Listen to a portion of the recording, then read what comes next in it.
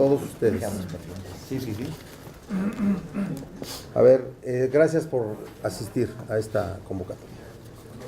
En relación al planteamiento que el grupo parlamentario del PRI hizo sobre convocar de manera inmediata a un periodo extraordinario de sesiones del Congreso de la Unión para legislar en materia de seguridad interior.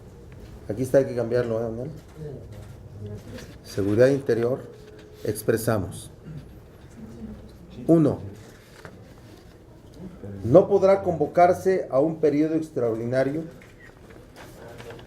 sino una vez que esté instalada y en funciones la Comisión Permanente del Congreso de la Unión, único órgano con facultades para ello. Porque tal parece que la orientación era que esta semana el PRI iba a convocar a un periodo extraordinario. En una Cámara no se puede autoconvocar en periodo ordinario a un periodo extraordinario.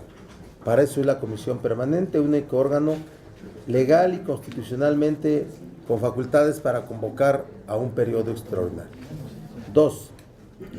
En la lógica y tradición parlamentaria, a un periodo extraordinario se convoca cuando, sobre temas legislativos en especial, ya existen dictámenes de las comisiones competentes de la Cámara de origen o revisora en su caso. 3. En el caso del tema que nos ocupa, es decir, el de una legislación en materia de seguridad interior, en el Senado de la República solo existe una sola iniciativa, no así de los grupos parlamentarios. 4. El tema de seguridad interior y de la participación del Ejército y la Marina Fuerza Armada de México en la seguridad pública del país es un asunto de enorme complejidad que abierto generará el interés de organizaciones civiles y colectivos defensores de los derechos humanos, de intelectuales, de académicos, centros de estudios, universidades y otros que estarán interesados en participar en el proceso legislativo de dicha ley. Por tanto, cuando se habla de contar con un dictamen en 10 días, como se ha dicho por algunas voces del Senado, contar con un dictamen en 10 días, es decir, en diciembre de este año, en los hechos, sería imposible esa participación de la sociedad, la de las organizaciones sociales, colectivos, prodefensores de derechos humanos, intelectuales, universidades, centros de estudios. Sería imposible esa participación de ese segmento de la sociedad. Y en caso de así hacerlo, es decir, de desahogar, tener un dictamen en 10 días, se calificaría como un albazo legislativo, empañando la calidad de la ley requerida. 5. Hoy sí, lo afirmo, hoy sí existe una realidad que impide ver el combate al crimen organizado sin la participación del Ejército y de la Marina Fuerza Armada de México. Hoy sí existe una realidad que impide ver que el combate al crimen organizado sea sin el Ejército y la Marina Fuerza Armada de México.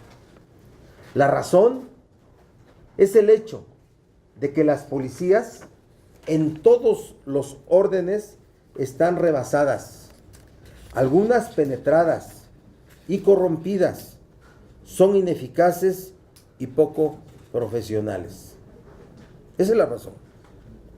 6. La solución del problema de la inseguridad pública y del combate al crimen organizado está en el mejoramiento de las policías. La solución está en el mejoramiento de las policías. Para ello aprobamos un nuevo modelo policial, ¿lo recuerdan? El llamado mando mixto, en una reforma constitucional que fue enviada por el Senado a la Cámara de Diputados el pasado periodo legislativo, minuta que tal parece ya ha sido olvidada y desechada por instrucciones del Ejecutivo. No ha habido interés. 7. Legislar solo la Ley de Seguridad Interior sin las leyes para el mejoramiento de las policías como solución a la problemática de seguridad pública y combate al crimen organizado podría representar,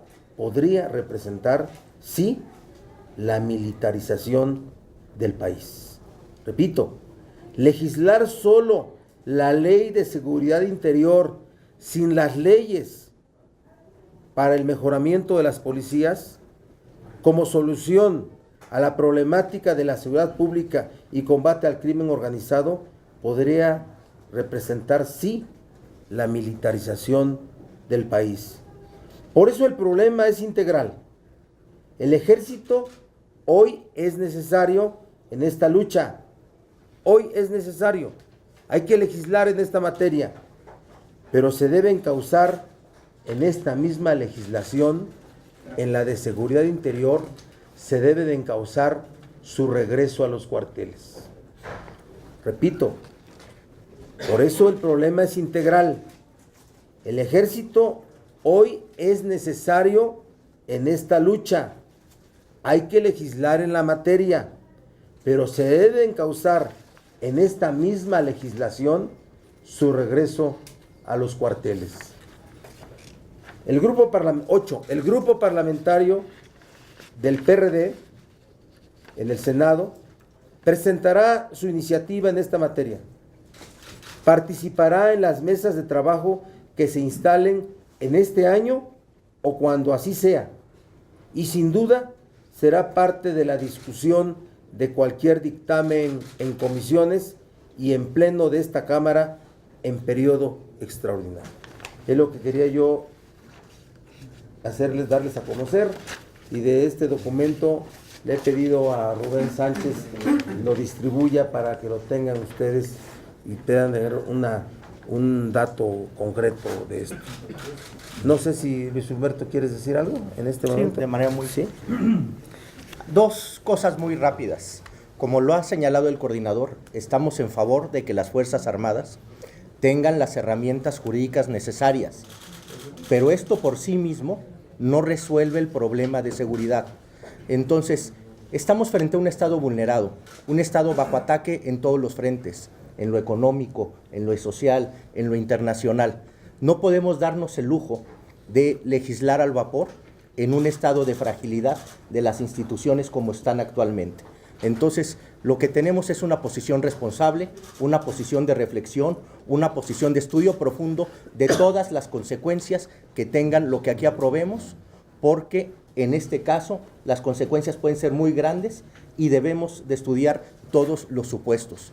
No podemos entrarle a resolver de manera fast track porque sería irresponsable o sería un acto de soberbia pensar que en 10 días podremos tener claridad sobre un problema de estas dimensiones y las consecuencias en el escenario nacional. Gracias. Si hubiera alguna pregunta, con mucho gusto. Comenzaríamos con Víctor Mayer en Capital. Sí, Víctor. Senador, preguntarle si usted considera que esta premura del PRI y del PAN de convocar a un periodo extraordinario para legislar en esta materia obedece más a este, llamémoslo así, reclamo del secretario de la Defensa Nacional que hizo la semana pasada, de la falta de un marco legal y de un vacío legal que tienen las Fuerzas Armadas. Y dos, si ustedes, haciendo una reflexión más profunda, podrían sumarse a este periodo extraordinario, pero detallando estas iniciativas, como usted lo dice, para que el ejército paulatinamente regrese a sus cuarteles. A ver, mira, primero lo del reclamo. Sin duda que lo expresado por el general secretario, a quien yo le tengo un enorme aprecio y consideración, lo considero un gran general, fue un reclamo que hizo al Ejecutivo, no al legislativo. Hizo al ejecutivo, que lo sabe, controlador del proceso legislativo en las cámaras. Y de ese reclamo, el presidente Peña acusó recibo, ¿verdad? Y lo resolvió por una orden ejecutiva que le instruyó al general secretario el día siguiente, el viernes. Reclamo jueves, ¿verdad? Orden ejecutiva el viernes. Y entonces lo que el grupo parlamentario del PRI hace es obedecer la instrucción que le dan del Ejecutivo para apresurar la legislación en esta materia. Ustedes ya lo saben, que hay iniciativa acá en el Senado, hay una iniciativa en Cámara de Diputados, ¿sí? Y entonces no hay los insumos de los grupos parlamentarios, que son las correspondientes iniciativas. Eso es o no es necesario. No estoy diciendo que lo sea, ¿sí? Pero no hay cámara de origen determinada. ¿Me explico? No hay cámara de origen determinada. Entonces hay muchas cosas que resolver, y lo que sí resulta de verdad sorprendente, que puede llegar a convertirse en disparos al aire, ¿sí? Es esa brevedad de los tiempos por lo que se están pronunciando.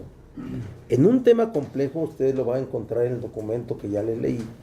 Es un tema profundo que despierta el interés de muchas organizaciones de la sociedad civil, de colectivos, de universidades, de centros de estudios, que si desahogan la construcción de un dictamen en 10 días o en 48 horas, como dijo un senador panista, ¿me explico?, va a haber un reclamo social muy fuerte y se va a empañar la legislación que se construye. Eso es lo que yo te puedo responder respecto a cómo entiendo yo están ocurriendo las cosas. Nosotros como grupo parlamentario estaremos presentes.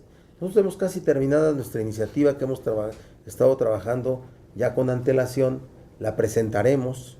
No sé si nos dé tiempo presentarla de aquí al jueves, pero inmediatamente la presentaremos ante la Comisión Permanente y participaremos en las mesas de trabajo que llegaran a instalarse en esta semana o en la que sigue o en el periodo de diciembre de vacaciones, y estaremos nosotros en el periodo extraordinario que llegare a convocarse cuando hubiere dictámenes.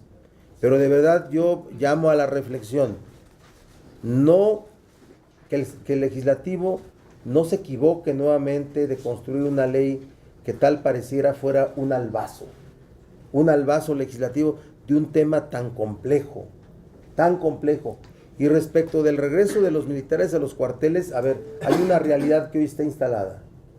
Si hoy los militares, Ejército y Marina, regresaran a los cuarteles o a sus sedes, ¿cómo quedan las policías frente a la realidad en materia de seguridad pública o de combate al crimen organizado? Están rebasadas, están corrompidas, están penetradas, poco profesionales. ¿Pero qué tenemos que hacer? ¿Dejarlas así o mejorarlas? Mejorarlas. Y por eso aprobamos la reforma constitucional, que es un nuevo modelo policial.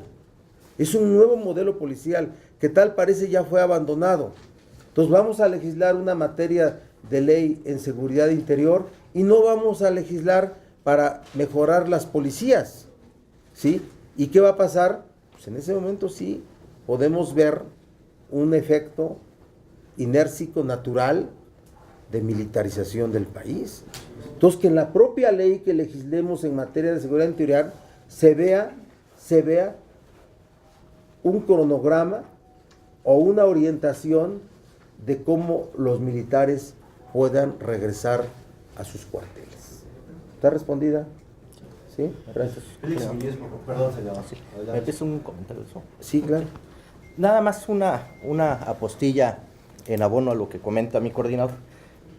Hay que destacar la belleza institucional de que el secretario de la Defensa pida la regularización legal de sus acciones.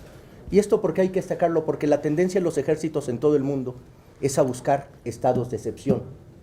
Que el secretario de la Defensa diga, necesitamos un marco legal para hacer el trabajo, es de destacarlo. Sin embargo, la pura regularización nuevamente no representa un avance en la seguridad, porque si esta regularización implica generar un vacío, pues podríamos generar una situación de alto riesgo. Pero nuevamente es de destacar que no, en América Latina en particular, que un general pida regularizar la actividad del ejército es algo que no podemos dejar de señalar. Sí, senador. Bueno, esto dependerá de la mesa directiva, por lo que yo tengo entendido, de tomar este acuerdo para que se convoque a un periodo extraordinario. De ser así, entonces estarían cayendo en presiones del secretario de la Defensa para legislar. Esa sería la pregunta. La otra, ¿qué tiempo ustedes consideran conveniente para entonces desahogar bien esta ley?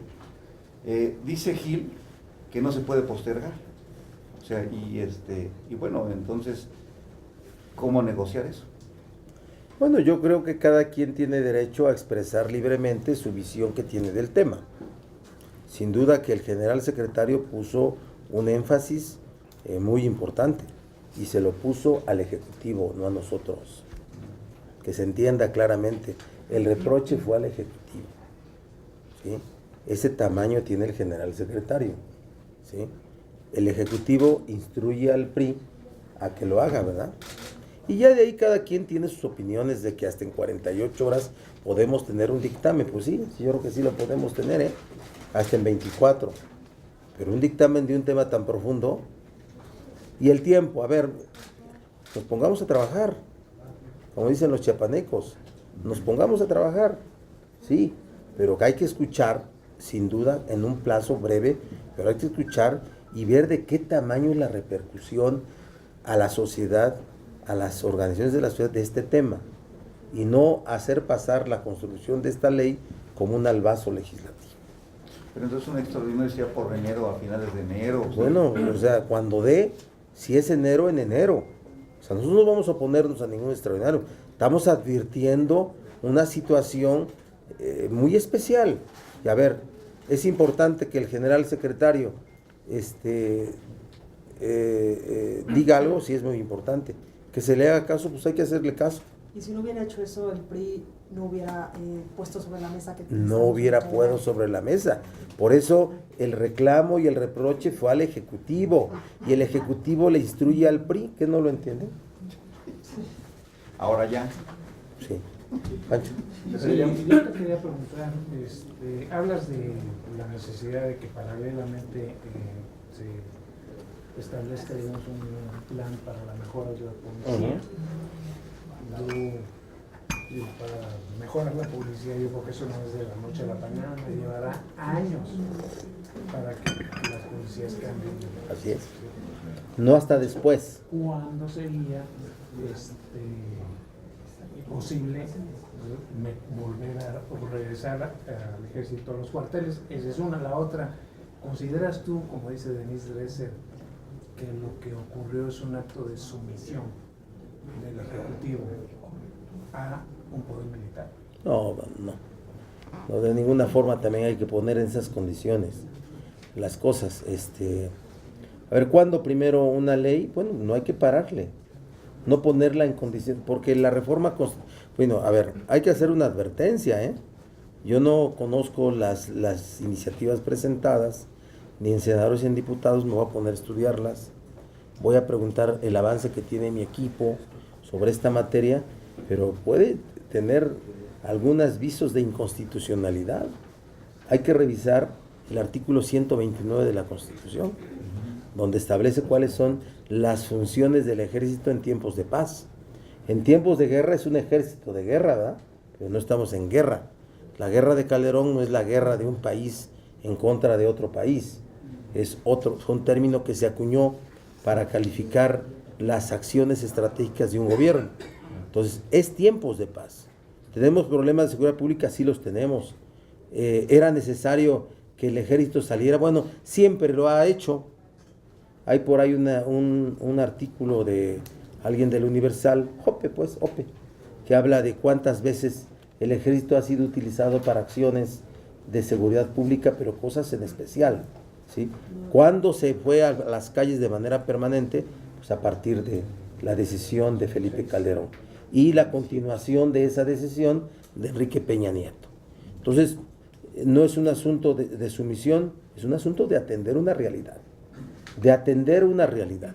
Y entonces yo lo que propongo, por ejemplo, es que, a ver, hablemos cómo vamos a mejorar las policías, o qué llevamos a dejar al ejército para que atienda todos los temas de seguridad pública y de combate al crimen organizado. Ya es su función. Entonces cambiemos la Constitución, ¿verdad?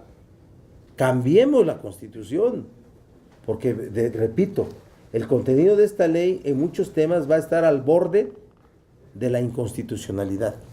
Va a estar siempre en la línea delgada de lo constitucional o lo no constitucional. Entonces, que al mismo tiempo se legisle. Yo no le voy a quitar la urgencia a hablar de tener una ley de seguridad interior.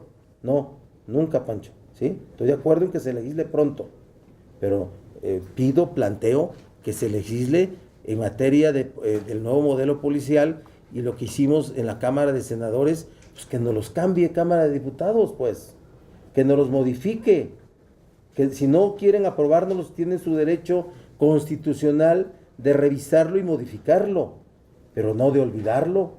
Ese es un reclamo a la Cámara de Diputados, que yo lo digo con claridad, es instrucción del Ejecutivo, de tenerlo ahí parado. Pues por eso digo, una legislación que ya ponga al Ejército y a la Marina, Fuerza Armada, para hacer labores de seguridad pública y combate al crimen organizado, y deja a las policías como están, ¿qué representa? La militarización del país. Entonces, ¿cómo vamos a regresar a los cuarteles al Ejército? ¿Cómo lo vamos a regresar victorioso, como se dijo? ¿Cómo lo vamos a regresar? Pues cuando tengamos policías fortalecidas. Ese es el gran tema, ¿eh? O sea, no lo vamos a regresar. Pues sí, tal parece que no lo vamos a regresar. Le vamos a cambiar de verde a azul, ¿verdad? Y en lugar de tanquetas van a traer de esas vitrinas para andar encarcelando a los que atenten contra la seguridad pública. Gabriel, por favor. Senador, dos preguntas. La primera tiene que ver con los gobernadores. Legislar en materia de seguridad interior, senador, ¿no estarían premiando a los gobernadores por esta incapacidad que también usted dice en su planteamiento general en relación a que, bueno, el mando mixto que tanto se ha hablado fracasó? Tenemos también el fracaso de la capacitación de los policías, tenemos también el fracaso de compra de armamento moderno para que hagan frente a esta delincuencia organizada del narcotráfico, y seguramente va a tardar años o décadas para que realmente les aumenten salarios a estos policías, a esas corporaciones en prácticamente todos los estados. Entonces, preguntarles, ¿no estarían premiando a los gobernadores su ineficacia? Esto es en materia de esos gobernadores. Y una segunda pregunta tiene que ver con derechos humanos. Aquí también lo dice en su planteamiento general, senador. No sé hasta dónde la sociedad pueda permitir este tipo de militarización de las calles, que desde mi opinión, y no sé si usted la considere, es propia de una dictadura de algunos otros países. Esos dos planteamientos. Sí, primero el premio a los gobernadores. Bueno, el fracaso policial es en los tres órdenes, municipal, estatal y federal. Así de simple. Las policías tienen esta condición porque en esta materia los gobiernos han fracasado, ¿sí? O sea, son policías, repito, no todas, pero sí penetradas, corrompidas, ineficaces, poco profesionales, mal pagadas, por cierto, también, ¿sí? Y entonces, en esta materia de los gobernadores, lo que puedo decir es que el dinero que han recibido para esta materia lo han destinado para otra cosa o se lo han quedado, ¿sí? Y las policías municipales totalmente débiles ante la fuerza económica y poder de fuego del crimen organizado. No en todo el país, afortunadamente, pero sí en muchas regiones. La sensación con la que vive la sociedad es de inseguridad. Todos, porque nosotros que podemos decir que nuestra Ciudad de México todavía es segura, sí tenemos una sensación de inseguridad, ¿verdad que sí? Más allá de comparar nuestra realidad con la de otros estados. Entonces, no es un premio a los gobernadores, es asumir una realidad. Pero, a ver, ¿creen ustedes que la batalla contra el crimen organizado está ganada? desde la participación legal del ejército, desde tener una ley? Dígamelo. Claro que no. Expone uno al ejército a un deterioro, porque una de las cosas que dijo el general, de verdad que fue, creo que la parte también más importante, no solamente el reproche por no haber ley, es decir, el ejército no estudia para perseguir delincuentes. Y cuando dice que no estudia para perseguir delincuentes, lo que está diciendo es que con ley o sin ley, con ley de seguridad interior o sin ley de seguridad interior, no va a seguir sin estudiar para perseguir delincuentes. De lo contrario, tendrá que cambiar todo su modelo educativo de lo que es el ejército. Y tendrá que haber materias como persecución, inteligencia, no sé cuántas. Investigación policial. Investigación policial. Entonces, claro que es muy complejo todo esto. Es muy complejo. También la falsedad de que el ejército puede intervenir en todos los asuntos encargados a él y la presencia de ellos en zonas del país, claro que hay que resolverla. Hay que resolverla. Pero por eso son dos cosas. La ley de seguridad interior y dos, el tema del mejoramiento policial, porque si no, solamente estamos convirtiendo al ejército en policía. Ahora van a estar en los programas DN3, ¿sí? Así es. Cuando hay tragedias y persiguiendo al crimen. Ahora sí, van a estar afuera de los antros, ¿verdad? Van a estar haciendo cosas de esta naturaleza. ¿Y la otra pregunta cuál era? Derechos humanos, si no considera que este tipo de militarizar las calles es consecuencia de gobiernos de dictadura. La confrontación y el combate al crimen organizado es eso, confrontación y combate, poder a poder. Y en eso, el tema de los derechos humanos es un asunto que está siempre ahí presente y siempre hay que tener el enorme cuidado de no violentar los derechos humanos. No porque haya ley, el ejército va a poder violar derechos humanos, ¿eh? Las acusaciones al ejército sobre derechos humanos, las que ha habido hasta hoy, no tienen que ver con la falta de la ley, ¿eh? Tienen que ver con acciones concretas de ciertos militares que han desarrollado conductas determinadas. Propia de una dictadura, bueno, esa es otra cosa también, ¿eh? La dictadura es un poder político que se instala y que no admite ninguna renovación democrática de ninguna clase. Yo creo que México, afortunadamente, distamos mucho de vivir en una dictadura. Senador, ¿tendrán que ponerse de acuerdo las juntas de coordinación política en cada cámara para ver quién es cámara de origen? Sí, seguramente sí. Porque el senador Gamboa había dicho que el marco regulatorio del ejército lo tenía la Cámara de Diputados. Y dos, ¿no tendría que ver también esta urgencia ante el llamado internacional para que metan en cintura al ejército, para que no haya violaciones a derechos humanos y para que el ejército se retire y haga su tarea que le toca? Bueno, por el contrario, esta ley está acrecentando más la participación del ejército, la está reclamando el propio ejército. O sea, no es un asunto que es así. Dice, si no me dan una ley, mejor me regreso. Pero advierto que nosotros no estudiamos para perseguir delincuentes. Ese fue el fondo. Y por eso el reproche es al Ejecutivo, no al Legislativo, ¿sí? Entonces, yo admito que es necesario legislar en esta materia, pero en esta materia hay que legislar junto con la mejora de las policías para poder encauzar el regreso de los militares a los cuarteles, de manera real, el regreso de los militares. Y en cuanto a que deban de ponerse de acuerdo, claro que sí, o sea, tendrá que definirse quién es cámara de origen, si diputados o senadores. Recuerda también que cosas relacionadas con el ejército son materias de senadores, ¿eh? El tema de autorización de salida de fuerzas armadas, o sea, el tema de la legislación militar es de las dos cámaras, no es facultad exclusiva de una de ellas, es de ambas cámaras, puede ser cámara de origen cualquiera, ¿sí? Pero sí tendría que haber un acuerdo para que pueda evolucionar el proceso legislativo de esta materia en alguna de ellas. y no tengamos lo de que sea en conferencia es una aspiración que nunca se ha concretado. Es algo que siempre se ha planteado y nunca se ha concretado. No ha habido una legislación que se construya en conferencia por ambas cámaras.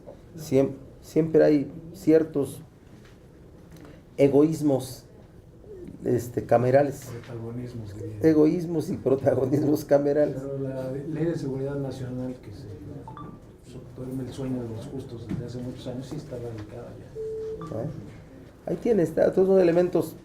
Yo acabo de pedir las iniciativas, los turnos en cada cámara. Quiero tener elementos y seguramente mañana en la Jucopu de mañana habrá una orientación. Sí. Senador, yo quisiera preguntarle si plantearía usted que se radique, que el Senado se aboque a discutir ley de seguridad interior y que los diputados vean mando mixto, por lo que comentaba que si no hay policías profesionales, pues se militarizaría el país. Si serían uno de los planteamientos que haría PRD. Ahí está la solución. Qué bien. Pues sí, nosotros vemos seguridad interior y diputados que vean mando mixto y que se empiece el desarrollo del nuevo modelo policial, ese de fortalecer a las policías en todos los órdenes de gobierno. No la solución a los problemas de seguridad pública que estaba en el mando único. Así se planteó, ¿verdad? De origen. Así se planteó de origen. Hoy ya se abandonó esa situación. Por eso que esta ley de seguridad interior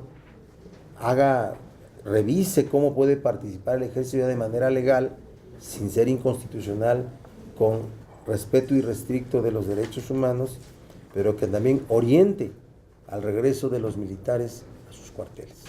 Se lo pregunto porque no etiquetaron el presupuesto para el tema de mando mixto, para este desarrollo de la policía, el Sistema Nacional Policial, si daría tiempo para que se hiciera un ajuste. Y también se lo preguntaría si plantearían que fueran en paquete estas dos discusiones. Yo planteo que debe de ser, es un planteamiento que yo hago para que sea escuchado, que una sola ley, sin las leyes que mejora el sistema policial, podría llevarnos per se a una militarización del país, que es muy riesgoso.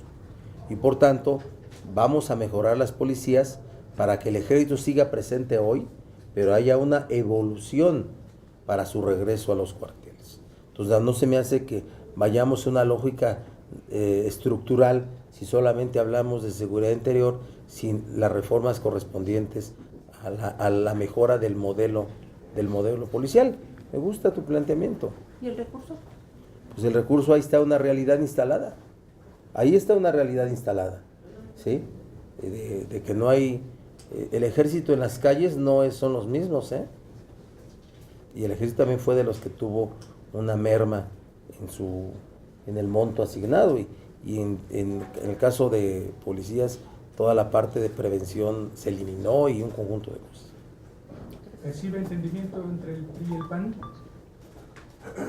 Pues mira, hay una realidad que reconocemos PRI, PAN, PRD, ¿eh? O sea, no solamente entre el PRI y el PAN. PRI, PAN, PRD reconocemos la necesidad de legislar en esta materia, sí. PRI, PRD estamos de acuerdo en que se instalen mesas, sí. Pero yo digo